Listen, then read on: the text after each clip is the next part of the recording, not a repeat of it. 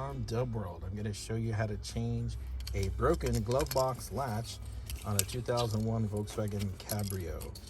This will also apply to other VWs with similar latch systems. But instead of you being frustrated, I wanted to show you how I did it and give you some tips so that your installation will be frustration free. You ready to check it out? If so, sit back and let's go. So what tools do you need for this job? Not much really.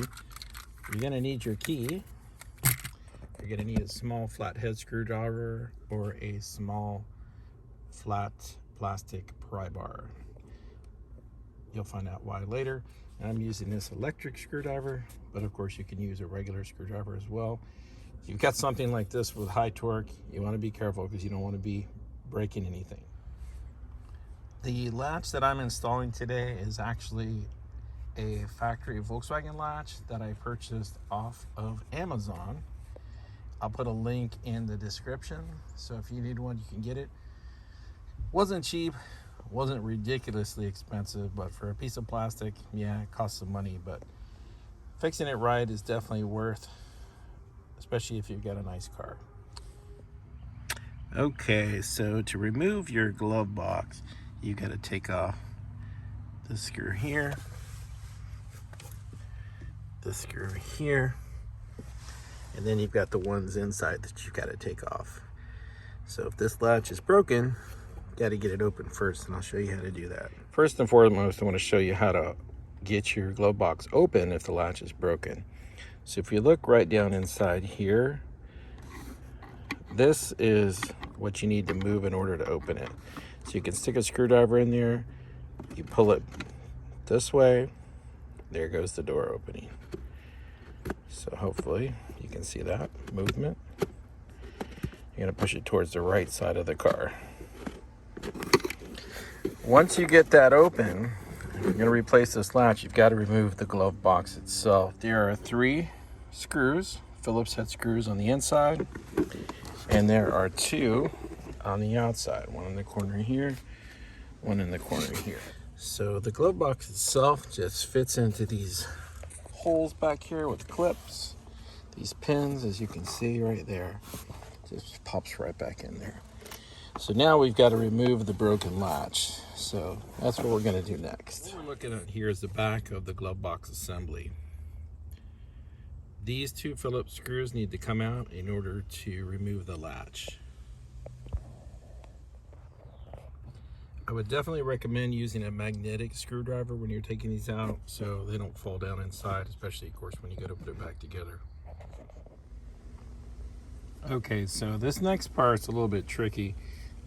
If you've got this pin in here, the remainder of your latch, just kind of push it up out of the way, and you're gonna have to get a screwdriver in here, real thin flathead screwdriver, push it in, and you're gonna have to pry up. Do it gently so you don't damage the glove box. You got a plastic tool maybe to put in there, you can do that. But what you're gonna do is you're gonna pry in there and you're gonna pop the latch loose and it'll pull out. Wanted to give you some perspective on what you're looking at here. So those 2 holes there in the latch, that's the screws we just took out. So this is the release mechanism here inside the glove compartment. Hopefully this hasn't broken for you, but that's what that tab is moving. All right, so the next thing that we're going to do is we're going to change the lock cylinder from the broken latch to the new lock assembly or latch assembly. So you just need to put your key in because we're going to be removing the cylinder, and you don't want any of the tumblers inside to come out. The key's not in there. That could possibly happen. You've got to pry these clips out of the way, or in this case, since it's already broken, you can just snap them off in order to release this cylinder. Take note of the orientation of your key and which way it turns. So you can see that. That's completely locked on that side, can't move. And it goes this way and it's locked there.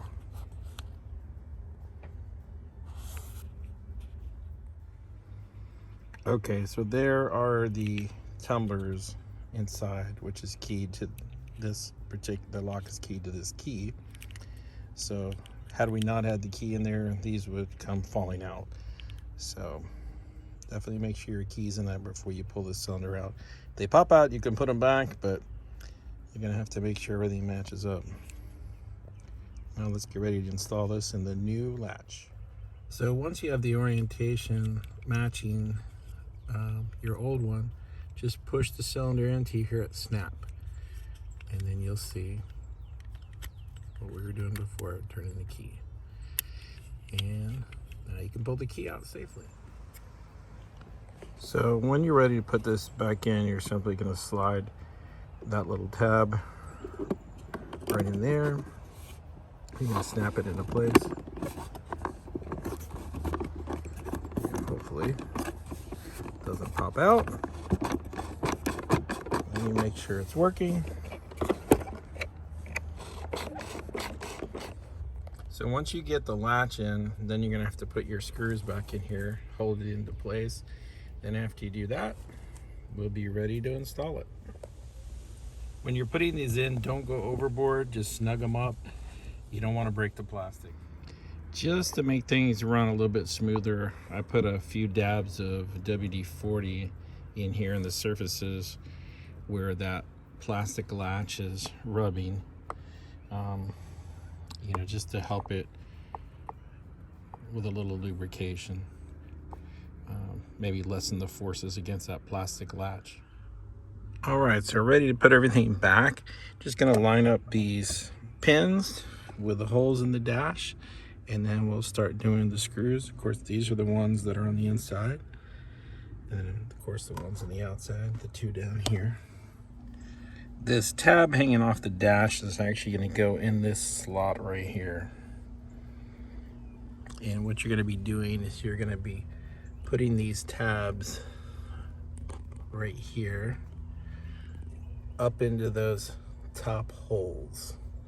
And then what's gonna happen is the bottom piece that sticks out is gonna snap in that bottom hole. So if you can see the angle here, how much I've got this pulled back, you're gonna need it up like this in order to get it into those grooves. Once you get it in, you push it like that, it should snap right into place and just hang there without any of the screws on there.